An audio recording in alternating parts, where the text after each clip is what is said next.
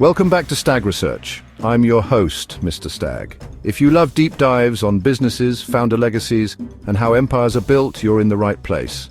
Make sure to hit that like button, subscribe to the channel, and share this with anyone who's ever used a computer. Now let's dive into the untold story of IBM. The story of IBM starts with a man named Thomas John Watson Sr., born in 1874 in Campbell, New York. Raised on a modest farm, Watson's early life was shaped by rural hardship. He started working as a bookkeeper and later sold sewing machines and pianos. But his life changed when he joined the National Cash Register Company, NCR, where he rose through the ranks to become a top salesman. However, after being accused of anti-competitive practices at NCR, Watson was convicted of violating the Sherman Antitrust Act. Though later overturned on appeal, this incident would shape Watson's relentless approach to business. Watson's leadership style wasn't just about sales, it was about culture. He instilled a corporate ethos that prized discipline, loyalty, and optimism. His famous motto, "Think." It wasn't just a slogan, it was a command. Watson cultivated an almost religious commitment to IBM's mission. He also implemented employee benefits, profit sharing, and training programs well ahead of his time, turning IBM into not just a business but a career destination for thousands of middle-class Americans. Watson's ability to motivate his workforce helped turn IBM into one of the most respected corporations of the 20th century. In 1914, Watson took over as general manager of the Computing Tabulating Recording Company, or CTR, a small firm that made mechanical tabulating equipment. By 1924, Watson rebranded CTR to International Business Machines, IBM. Watson emphasized discipline, customer service, and a forward-looking approach. His famous motto, "Think." Under Watson's leadership, IBM became synonymous with innovation and reliability. IBM's growth was supercharged by its early relationships with governments. During the 1930s, IBM's punch card systems were used by the Social Security Administration to manage millions of records. The US Census Bureau was also a major customer. These contracts brought in steady revenue and institutional credibility, setting IBM apart from competitors. During World War II, IBM provided computing technology critical to the Allied war effort, further solidifying its role as a trusted government partner. These relationships laid the groundwork for IBM's later dominance in enterprise and government sectors. Post-war, IBM continued to expand government contracts, including defense, intelligence, and space exploration agencies. For example, IBM technology was instrumental in NASA's Apollo missions, helping calculate trajectories that enabled the first moon landing. This long-term government engagement gave IBM steady revenue streams, stability during economic downturns, and a platform to develop cutting-edge technology. It also fostered a culture of innovation and reliability, as government contracts demanded the highest standards. Ultimately, IBM's government partnerships not only shaped its business trajectory but helped establish the modern model of public-private collaboration in technology, a blueprint still relevant today in areas like cybersecurity, artificial intelligence, and cloud infrastructure. IBM's dominance came with the development of mainframe computers, starting in the 1950s. These massive machines powered banks, governments, airlines, and major corporations. The IBM system 360, launched in 1964, became one of the most successful tech products of all time, cementing IBM's global influence. Before the era of mainframes, IBM was already revolutionizing data processing. The company pioneered punch card technology, those iconic cards that mechanically stored information, becoming indispensable to businesses, governments, and even the US Census. But IBM's innovation didn't stop there.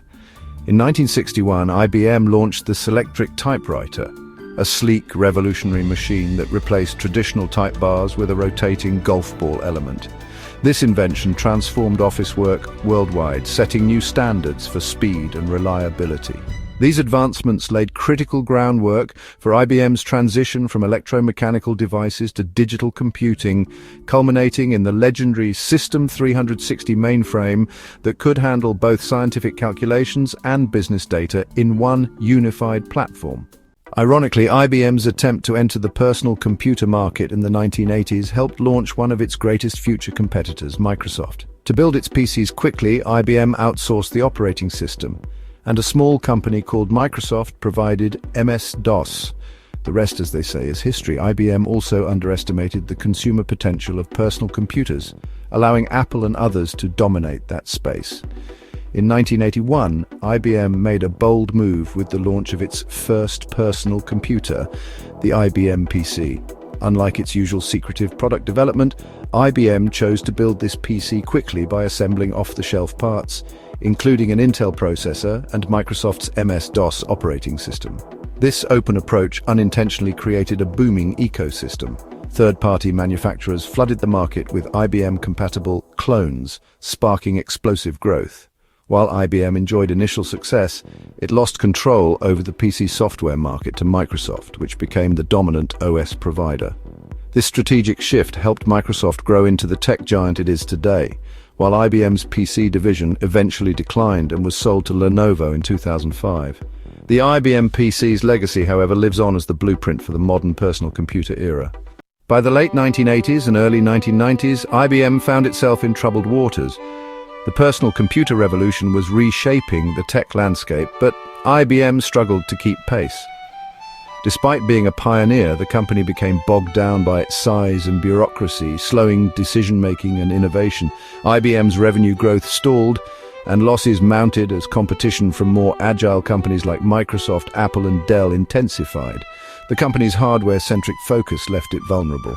While the PC market exploded, IBM's mainframe business began shrinking. Attempts to diversify were slow, and often too little, too late. Employees and investors grew frustrated as IBM seemed stuck in the past, with an outdated corporate culture and clinging to legacy products that no longer commanded the market. It was clear IBM needed a major reset. Enter Lou Gerstner in 1993.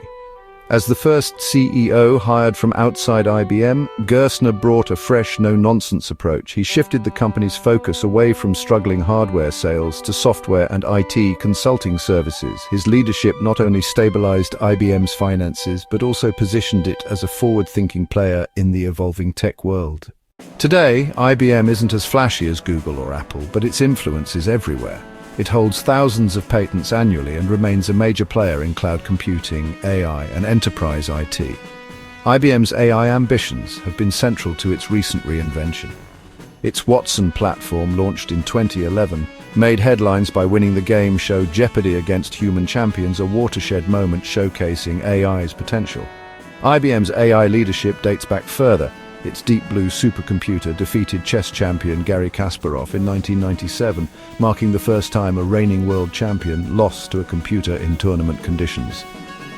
This victory symbolized IBM's AI expertise and foreshadowed machine-assisted problem-solving's future. Since then, IBM has expanded Watson's capabilities into healthcare, finance, customer service, and supply chain management, helping businesses leverage AI to improve decision-making and efficiency. IBM continues to invest heavily in research on natural language processing, machine learning, and quantum computing, aiming to keep Big Blue relevant in the next tech frontier. IBM invested heavily in artificial intelligence with its Watson platform and in hybrid cloud with its acquisition of Red Hat in 2019 for $34 billion. As of 2024, IBM has a market cap of around $120 billion and annual revenues of about $60 billion. IBM went public in 1915 under the name CTR, later becoming IBM. Over the decades, IBM has generated substantial wealth for its long-term shareholders. Adjusting for stock splits and dividends, $1,000 invested in IBM's IPO would be worth approximately $13.8 million today. During its peak in the 1980s, IBM's stock created thousands of millionaires among early employees, executives, and long-term investors. More importantly, IBM laid the groundwork for the tech giants we know today. Without IBM, there might not have been a Microsoft, and the personal computing revolution would have looked very different.